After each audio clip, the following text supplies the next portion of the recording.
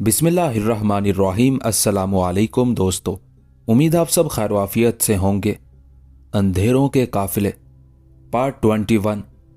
उसके बाद नरसिंगा ने अपने तमाम लुटेरों को जमा किया, फिर बुलंद आवाज में उन्हें मुखातिब करते हुए कहा, साथियों, गर्दिश वक्त ने तुम्हारे सरदार को जिंदगी के एक खौफनाक मोड़ पर लाकर खड़ा कर दिया है। नरसिंगा के लहजे में गैर मामूली गरज थी। हो सकता है आज की रात हमारे इक्तदार की आखिरी रात हो। हुकूमत हमारे कत्लो गारत के कारोबार से बेखबर नहीं। मुझे अंदेशा है कि कहीं रामाराव ने घबराकर सरकार की सरपरस्ती हासिल ना कर ली हो। आखिर सरदार कहना क्या चाहते हैं? एक नौजवान कज़ाक ने सवाल किया। इस तरह रामाराव की ताकत में इजाफा हो सकता है, नरसिंगा ने वजाहत करते हुए कहा। हम अपनी जानों पर खेलकर ठाकुर को इस बात का खिराज अदा करते हैं कि वो हिंदू धर्म का निगहबान है, मगर तुम में से यह राज कोई नहीं जानता कि ठाकुर हमारी लूटी हुई दौलत को किस तरह बर्बाद कर रहा है।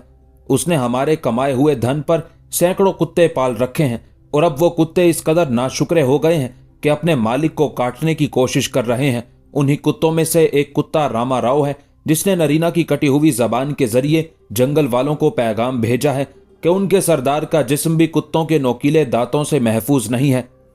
हम ऐसे तमाम दांतों को तोड़ देंगे। पूरा जंगल लातादाद आवाजों के शोर से लरज उठा। सरदार, हम तेरे शुक्रगुजार हैं कि तूने हम लावारिस और भटके हुए लोगों को एक मरकज पर जमा किया। अगर तू ऐसा ना करता तो ये ठाकुर और ब्राह्मण हमारे हाथों में भीख के प्याले देकर मंदिरों के रास्ते में बिठा देते और फिर जब ये आला नस्ल के पुजारी अपने घरों को वापस जाते तो दान के नाम पर रोटी के चंद बचे हुए टुकड़े हमारे प्यालों में डाल देते। तू हमारा निजात दहिंदा है नरसिंगा। तूने हमारे हाथों को मनुष्य जाति के आगे फैलने की जिल्लत से बचाया और हमें जीने का हुनर सिखाया। सरदार, हमारे सर तेरे आगे हमेशा झुके रहेंगे, मगर जब कोई बदजात तेरी तरफ तहकीर आमेज नजरों से देखेगा तो फिर हम खुलेआम इंसानी बस्तियों में खून का सैलाब ले आएंगे। चाहे रामाराव हुकूमत की मदद भी हासिल कर ले, हमने तेरे साथ जीने और मरने की कसम खाई है। हमें आजमा कर देख ले नरसिंगा कि हम तेरे कैसे जाननिसार गुलाम हैं। जैसे ही वो नौजवान खामोश हुआ, जंगल में आवाजों का जलजला सा आ गया। तमाम लुटेरे वारफ्ता होकर पूरी शिद्दत से चीख रहे थे, सरदार, तेरी रुसवाई के बाद हम लोगों के लिए ये जिंदगी एक गंदी गाली है। हमें हुक्म दे तो हम तेरे एक इशारे पर ठाकुर की हवेली को शमशान घाट में बदल डालें। हमारे टुकड़ों पर पलने वाला ये कुत्ता दोबारा नहीं गुर्राएगा। नरसिंगा ने पहली बार अपने साथियों को इस कदर जज्बाती रंग में देखा था। वफादारी का यह अंदाज देखकर उसकी आंखों में हल्का हल्का पानी उतर आया। फिर उसने ऊंची आवाज में कहा, तुमने अपने सरदार को जो इज्जत बख्शी है उसे नरसिंगा आखिरी सांस तक नहीं भूल सकता। उसके बाद नरसिंगा ने अपने 1,00,000 साथियों में से बेहतरीन शमशीर जनों का इंतखाब शुरू कर दिया। जब मुंतखब लुटेरों की तादाद 1,000 तक पहुंच गई तो उसने बाकी लोगों को उनके ठिकानों पर वापस लौट जाने का हुक्म दे दिया। फिर नरसिंगा ने उन 1,000 जांबाजों को अपना मंसूबा समझाया। तुम लोग अंधेरा फैलते ही बड़े मंदिर के चारों तरफ जमा हो जाओगे। फिर 3 आदमी अंदर दाखिल होकर ठाकुर से मुतालबा करेंगे कि वो रामाराव और उसके साथियों को तुम्हारे हवाले कर दे, जिन्होंने कामरान के जिस्म पर मशक़े सितम की थी। फिर अगर ठाकुर खुश असलूबी के साथ तुम्हारा मुतालबा मान ले तो उन कुत्तों को लेकर सीधे जंगल चले आना, और अगर रामाराव मुजाहमत करे तो पहले उसे समझाने की कोशिश करना। मंदिर से बाहर लाकर अपनी ताकत का मुजाहिरा करा देना। फिर भी वो ना माने तो मजबूरन तलवारें बेनियाम कर लेना, यहां तक कि रामाराव और उसके साथी जख्मी होकर जमीन पर गिर जाएं। ये कहकर नरसिंगा अपनी ख्वाबगाह में लौट आया। शुजाउद्दीन कामरान भी उसके साथ साथ था। सरदार, मुझ पर जो गुजरना थी सो गुजर गई। कामरान ने कुछ तो खून की आंधी रोकने के लिए नरसिंगा को समझाना चाहा। मैं गैर मजहब का नुमाइंदा हूं, मेरी खातिर तुम आपस के रिश्तों को तकसीम ना करो। नहीं ठाकुर, बात मजहब की नहीं, असूल और कानून की है। नरसिंगा का लहजा शररबार था। वो धर्म का चौधरी हम लुटेरों को काबिल नफरत समझता है, जबकि मेरे आदमियों ने उसकी तिजोरियों को मुंह तक भर दिया है। फिर ये एहसान फरामोशी क्यों? मैंने तुझे बाहर जाने की इजाजत दी थी। कृष्ण राव कौन होता है कि तेरे पैरों में जंजीर डाल सके? रामाराव का एक गुनाह यह है कि उसने तुझे मौत के तारीख गार तक पहुंचाने की भरपूर कोशिश की थी। वो अभी अपने पहले गुनाह का कफारा अदा करने नहीं पाया था कि उससे दूसरा गुनाह सरजद हो गया। ये नरीना की नहीं, मेरी जबान काटी गई है ठाकुर, नरसिंगा की जबान। सरदार के मुंह से चिंगारियां झड़ रही थी। फिजा तेरे खिलाफ है नरसिंगा। शुजाउद्दीन कामरान अपने हमदर्द और मोहसिन को आफत नागहानी से बचाना चाहता था। क्या एक ही चोट ने तुझे कायर बना दिया? नरसिंगा ने तमस्कुर आमेज लहजे में कहा। ये तू कह रहा है ठाकुर? मेरे मशवरे को बुजदिली से ताबीर ना कर सरदार, कामरान ने एक एक लफ्ज पर जोर देते हुए कहा। मैं नहीं चाहता कि मेरी वजह से तेरी पुरसकून जिंदगी में हलचल मच जाए और फिर तेरे साथी तुझ पर उंगलियां उठाएं कि तूने एक गैर की खातिर अपने हम मजहबों को मौत की आग का ईंधन बना दिया। ठाकुर, हमारी जिंदगी की आकाशी के लिए हलचल का लफ्ज बहुत हकीर है। हम इनकलाब की पैदावार हैं और हमारे रोजो शब का हर लम्हा तूफानों की आगोश में बसर होता है। हम सुकून और ठहराव से ना आशना है, आंधी की तरह आए हैं और भौंचाल की तरह चले जाएंगे। हमारी परवाह ना कर कि हमें तहजीब व तमद्दुन के नरम गहवारों से कोई दिलचस्पी नहीं। हम फूलों की सेज को भी जलती हुई अर्थी समझते हैं। हमें मालूम है कि कल हमारे जिस्म भी बेहिस्सो हरकत हो जाएंगे और कौन जाने कि हम खाना खराबों की किस्मत में मुकद्दस आग है भी या नहीं। किसे पता कि हमारी राख को जमुना का पवित्र जल स्वीकार भी करेगा या नहीं। मगर ये एक ख्वाहिश जरूर है कि जब संसार से जाएं तो ये सूरज देवता की औलाद राजपूत और ये ब्रह्मा की संतान ब्राह्मण हमारे नामों के साथ कम हिम्मती के अफसाने मंसूब ना करें। रामा राव को आना ही होगा, चाहे इस कश्मकश में मुझे मौत ही क्यों ना आ जाए। तेरे बदन पर लातादाद जख्मों के उभरे हुए निशानात और नरीना की कटी हुई जबान का हिसाब उसे देना ही पड़ेगा। शुजाउद्दीन कामरान ने अपने अल्फाज वापिस ले लिए। अब मैं कुछ नहीं कहूंगा नरसिंगा कि मुझे तेरी इज्जत का बड़ा लिहाज है। मैं जानता हूं कि मेरी शमूलियत से तेरी ताकत में कोई इजाफा नहीं होगा, मगर फिर भी। कामरान ने अपनी बात नामुकम्मल छोड़ दी। इस कदर दहशत खेज फिजा में भी नरसिंगा के होंठों पर एक बेनियाज सी मुस्कुराहट उभर आई। तू सिर्फ तमाशा देखेगा ठाकुर, अभी तेरे बाजुओं की ताकत आजमाने का वक्त नहीं आया। नरसिंगा के भेजे हुए 200 सवार बड़े मंदिर के अतराफ में फैल गए थे। 50-50 लुटेरों के दस्ते एक एक मील के फासले पर मखसूस दायरे में गर्दिश कर रहे थे और इस तरह नरसिंगा के आदमियों ने रामाराव के तमाम रास्ते बंद कर दिए थे। लुटेरों को इंतजार था कि कब रामाराव मंदिर से निकलकर ठाकुर की हवेली की तरफ बढ़े और फिर वो उसे गिरफ्तार करके अपने सरदार की नजरों में सुरखरू हो जाएं। मगर उनका ये इंतजार तवील से तवील तर होता चला गया और हवेली की तरफ जाने वाली पगडंडियां सुनसान सी पड़ी रहीं। दरअसल नरसिंगा और उसके भेजे हुए लुटेरों को यह राज मालूम नहीं था कि आजकल रामाराव की रातें मंदिर के जमीन दोस्त तहखाने में बसर होती थी। जब से ठाकुर ने देवदासी शकुंतला को उसकी मिल्कियत में दे दिया था, वो अपनी रातें मंदिर की हदूद में बसर करता था और एक मजबूर लड़की को जलीलो और रुसवा करने के लिए नए नए हरबे आजमाता था। नरीना की जबान काटने के बाद वो शराब पीकर शकुंतला के कमरे में चला गया था। ठाकुर कृष्ण राव और पुजारी राम स्वरूप के होश उड़ गए थे। वो दोनों सर जोड़े बिगड़े हुए हालात के भंवर से निकलने की कोशिश कर रहे थे। पुजारी राम स्वरूप लरसती हुई आवाज में कह रहा था, ठाकुर, मेरे कान किसी खौफनाक गड़गड़ाहट की आवाज सुन रहे हैं। ऐसा लगता है जैसे धरती का सीना फट जाएगा। बदबख्त, अपनी जबान पर काबू रख, ठाकुर कृष्ण राव ने गजबनाक लहजे में कहा। वो भी अपने आसाब को पुरसकून रखने के लिए मुसलसल शराब पी रहा था। नरसिंगा भी तेरे ठाकुर का गुलाम है। फिजा कितनी भी नासाजगार हो जाए, मगर वो मेरी नाराजगी मोल नहीं ले सकता। मैं मानता हूं कि रामा ने ज्यादती से काम लिया है, लेकिन इसका यह मतलब हरगिज नहीं कि नरसिंगा मेरे खिदमतगारों पर हुक्म चलाने लगे और मैं उसकी गुस्ताखियों को नजरअंदाज कर दूं। ठाकुर सरमस्ती में झूल रहा था। फिर इस झगड़े का क्या अंजाम होगा ठाकुर? पुजारी राम स्वरूप पर बदस्तूर वहशत मुसल्लत थी। कैसा झगड़ा? एक लम्हे के लिए कृष्ण राव चौंक उठा और फिर फौरन ही संभल कर बोला, अगर नरसिंगा मुझसे बात करेगा तो मैं साफ कह दूंगा कि उसके आदमी ने रामा से एक आका के लहजे में बात की थी। यही वजह है कि वो अपने अंजाम को पहुंच गया। ठाकुर कृष्ण राव पुजारी राम स्वरूप के सामने झूठ बोलने की कोशिश कर रहा था, मगर यह रामा का बड़ा वहशियाना अमल था। ठाकुर राम स्वरूप अब भी अंदर ही अंदर कांप रहा था। अगर वो चाहता तो नरसिंगा से इख्तलाफ की यह सूरत पैदा ही नहीं होती। राम स्वरूप को अपने अंजाम की फिक्र सता रही थी और वो नरसिंगा की मुमकिना नफरत से खौफजदा नजर आ रहा था। रामाराव की उस गैर दानिशमंदाना हरकत का जिक्र सुनकर बूढ़े ठाकुर के सीने में भी एक सर्द सी लहर उठी और उसकी रूह पर हल्का सा लर्जा तारी करती हुई गुजर गई। कृष्णराव नरसिंगा की बजाय अपने पुराने खिदमतगार रामा से खौफजदा था। उसकी सूदखोर नजरें कई दिनों से देख रही थी कि बेशतर राजपूत रामाराव के हर फैसले की तायद कर रहे थे और ठाकुर के अहकामात को जुठलाया जा रहा था।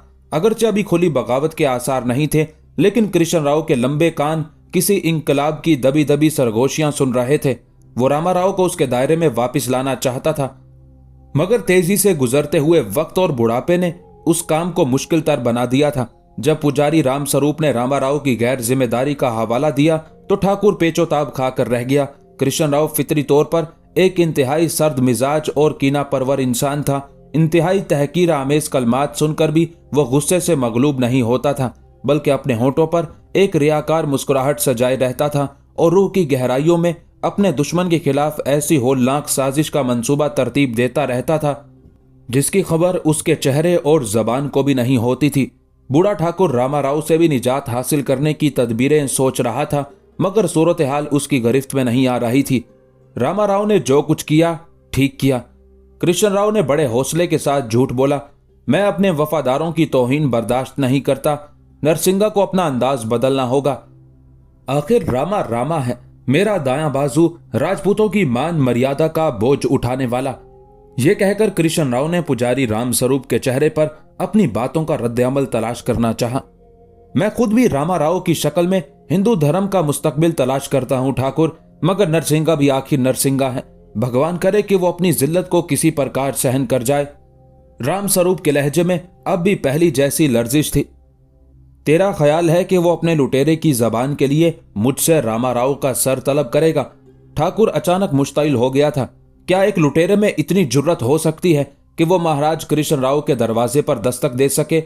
मैं ऐसा सोच भी नहीं सकता ठाकुर, मगर मेरी इतनी प्रार्थना जरूर है कि किसी तरह इस तूफान का रुख दूसरी तरफ मोड़ दे। पुजारी रामस्वरूप ने घबराकर दोनों हाथ जोड़ दिए थे। पुजारी, तुझे भीख के टुकड़ों ने कायर बना दिया है। कृष्णराव का लहजा इंतहाई जिल्लत आमेज था। अगर तू मेहनत की रोटियां खाता तो आज ऐसी बातें ना करता। मैं जब तक इस धरती पर मौजूद हूं कोई तूफान इधर नहीं आएगा। नरसिंगा की जान मेरी मुट्ठी में है, जब भी सर उठाएगा मसल डालूंगा। पुजारी रामस्वरूप हुनकार सुनकर बदहवास हो गया था। उसने फौरन ही गुफ्तगू का मौजू बदल दिया। क्या आप कल छोटे ठाकुर के जश्न सेहत में शिरकत करेंगे?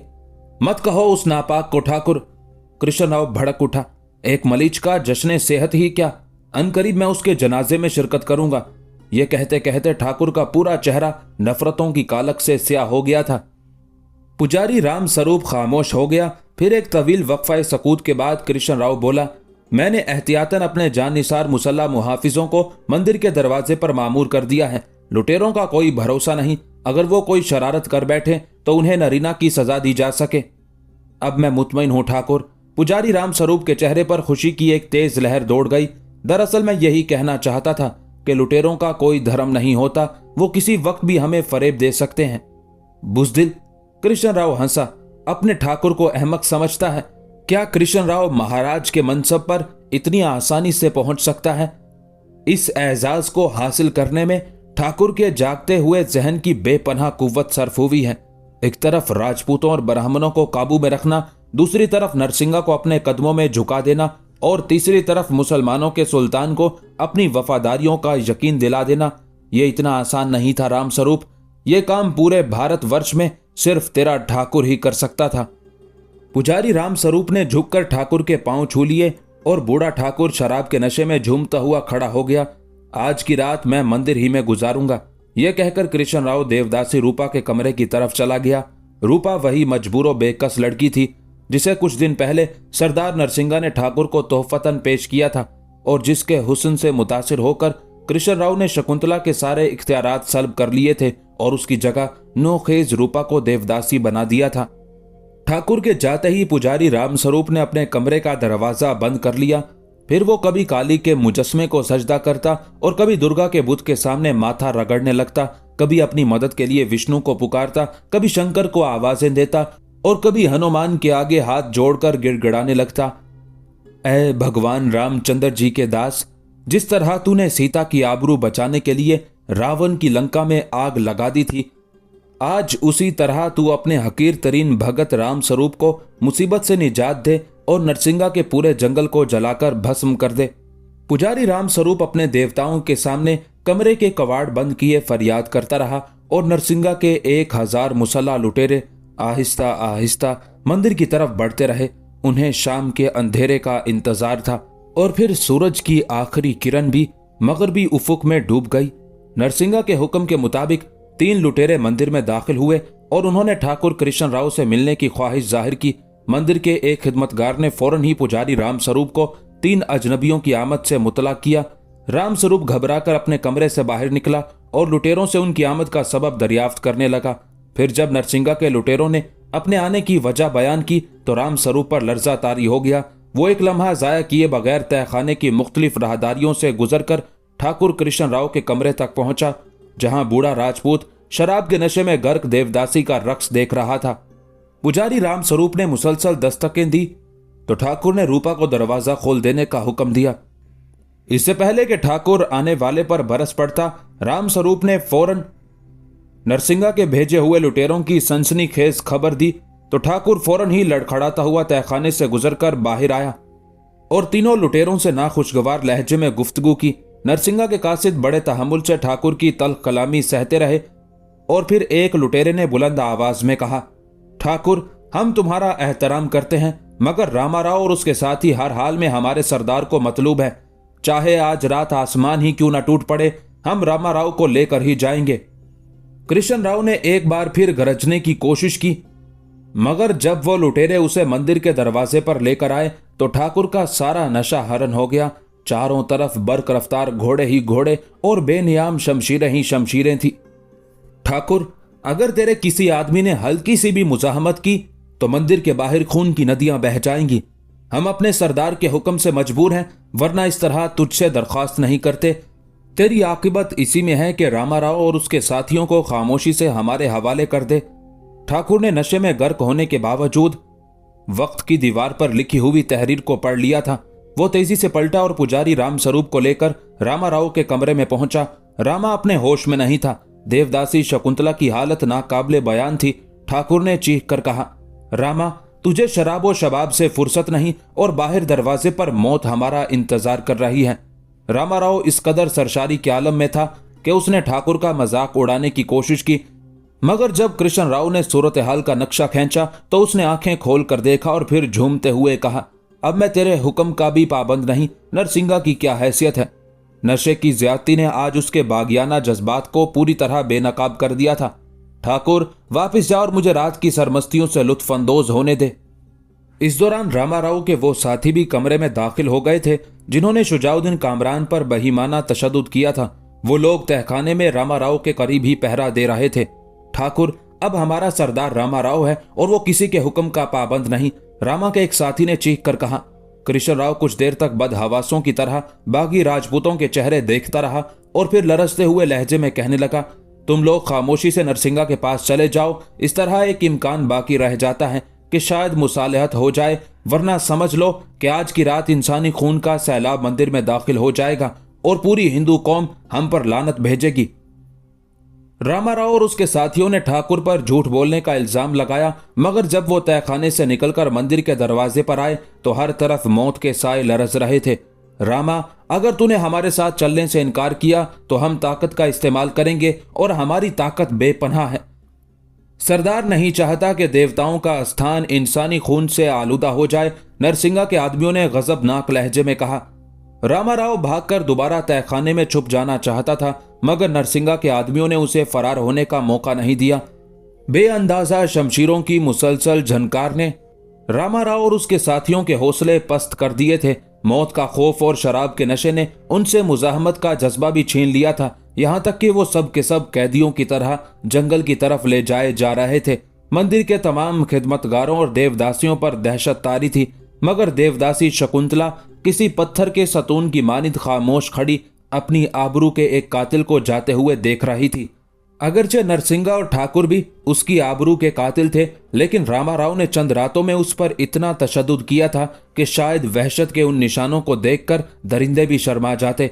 शकुंतला का खूबसूरत चेहरा नीले और स्याह निशानात से भरा हुआ था उसने आखिरी बार आसमान की तरफ देखा और किसी बीमार की तरह लड़खड़ाती हुई अपने कमरे की तरफ चली गई।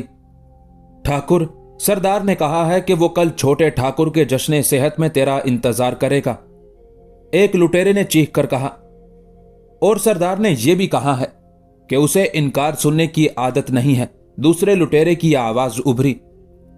सरदार ने यकीन दिलाया है कि रामा और उसके साथियों की जान को कोई खतरा नहीं है, वो तो बस छोटे ठाकुर के साथ इंसाफ चाहता है और ये इंसाफ कल हजारों इंसानों की मौजूदगी में होगा।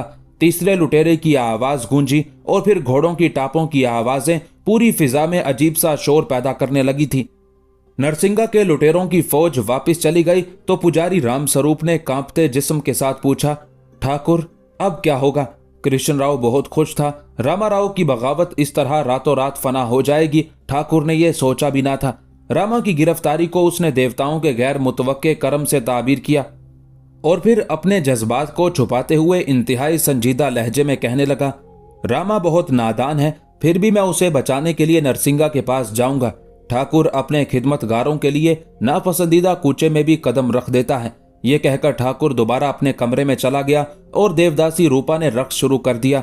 अब ठाकुर के चेहरे पर भी एक नाकाबिले बयान खुशी नाच रही थी। जंगल में एक निशात अंगेज हंगामा बरपा था। तमाम लुटेरे अपने सरदार को नजरें पेश कर रहे थे और नरसिंगा जवाब में उनके फैले हुए दामन को चांदी के सिक्कों से भर रहा था। यह जंगल का दूसरा बड़ा जश्न था। पहला जश्न उस वक्त हुआ था जब नरसिंगा ने अमरपाली से शादी की थी। सारे जंगली अपने सरदार की फतह पर बेपनाह मुसरत का इजहार कर रहे थे। ढोल की आवाजें इस कदर पुरशोर थीं कि मीलों तक उनकी गूंज सुनाई दे रही थी। सपहर के करीब ठाकुर कृष्ण राव पुजारी रामस्वरूप के साथ मंडप में दाखिल हुआ। सरदार नरसिंगा ने खड़े होकर उसका इस्तकबाल किया। शुजाउद्दीन कामरान खड़ा होना नहीं चाहता था, मगर नरसिंगा की तकलीद में उसे भी अपनी नशिस्त से उठना पड़ा। ठाकुर ने कामरान को देखकर मुंह बिगाड़ लिया। कृष्ण राव के चेहरे पर नफरत और हिकारत के गहरे साए साफ महसूस किए जा सकते थे। कामरान के चेहरे पर भी तनाव के आसार थे, मगर उसने किसी तलखी का मुजाहिरा नहीं किया। मंच एक ऊंची जगह पर बनाया गया था जहां सरदार नरसिंगा विराजमान था और उसके बाएं हाथ पर शुजाउद्दीन कामरान की नशिस्त थी। ठाकुर दाएं हाथ पर बैठा। उसके फौरन बाद ही नरसिंगा के हुक्म पर मंच के नीचे की जगह खाली कर दी गई और अब वो मकाम एक बड़ा सा नीम दायरा नजर आ रहा था। अचानक नरसिंगा ने अपने दाएं जानिब झुककर कृष्ण राव से कहा, ठाकुर मैं रामा के साथ पूरा पूरा इंसाफ करूंगा। ठाकुर के माथे पर बल पड़ गए। नरसिंगा, क्या तू एक मलीच के लिए मेरे आदमियों को तमाशा बनाएगा? कृष्ण राव की आवाज में बड़ी तल्खी थी। और तूने भी तो मुझे तमाशा बनाकर रख दिया था। नरसिंगा ने शिकायत की, मैं लुटेरा सही मगर दोस्तों का दोस्त हूं। इस लड़के की परवरिश मैंने की है। नरसिंगा ने बाएं हाथ से कामरान की तरफ इशारा किया।